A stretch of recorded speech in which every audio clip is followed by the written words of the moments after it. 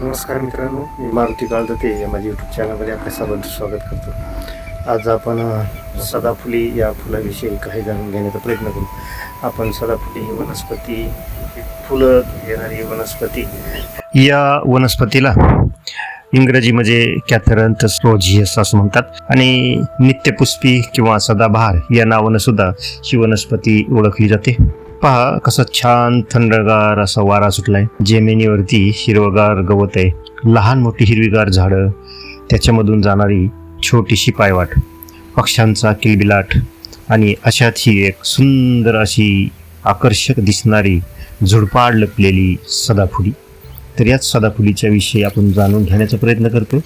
आपल्या अंगणात सगळीकडे दिसणारी ही सदाफुली औषधी गुणांनी भरपूर अशी वनस्पती आहे.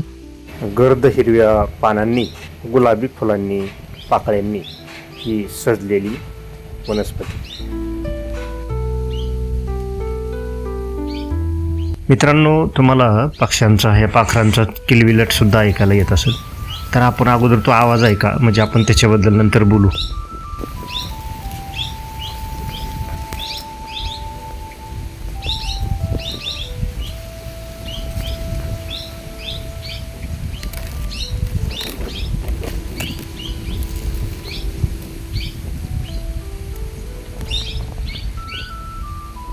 ही पाखरं चिवचिव करून बघ बघ तर म्हणत नाहीत ना मला हे फूल.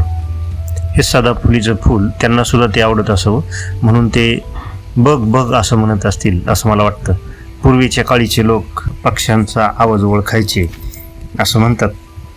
त्यांची भाषा ओळखणारे लोक पूर्वीच्या काळी होते असं म्हणतात. काय आपल्याकडं कुणी अशी माणसं आहेत का की जे पक्ष्यांची भाषा ओळखतात वगैरे? असतील तर नक्की सांगा.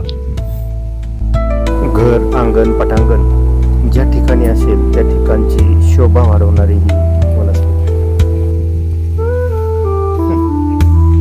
वर्षभर फुलं देणारी वनस्पती आहे. जांभळी, पांढरी, गुलाबी अशा वेगवेगळ्या रंगांची फुलं याला येत असतात. कशी टवटवीत तजेलदार दिसते बघा.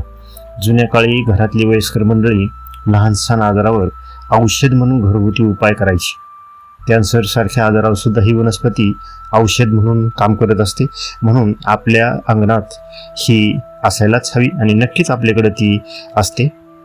तर याचा दुसरा उपयोग किंवा ही औषधी म्हणून जर म्हटलं तर रक्तदाब, मधुमेह, त्वचारोग यांच्यावर सुद्धा ही औषध म्हणून वापरता येते. याची पानं, फुलं गरम पाण्यात उकळून जो रस राहतो तो सकाळी जर आपण जेवणा अगोदर रिकाम्या पोटी घेतला म्हणजे पिलो तर रक्तात असणारी जी साखर असते ती साखर हे पिल्यामुळं नियंत्रणात राहत असते. आणि हे वापरत असताना मात्र आपण तज्ज्ञांचा सल्ला नक्की घेतला पाहिजे.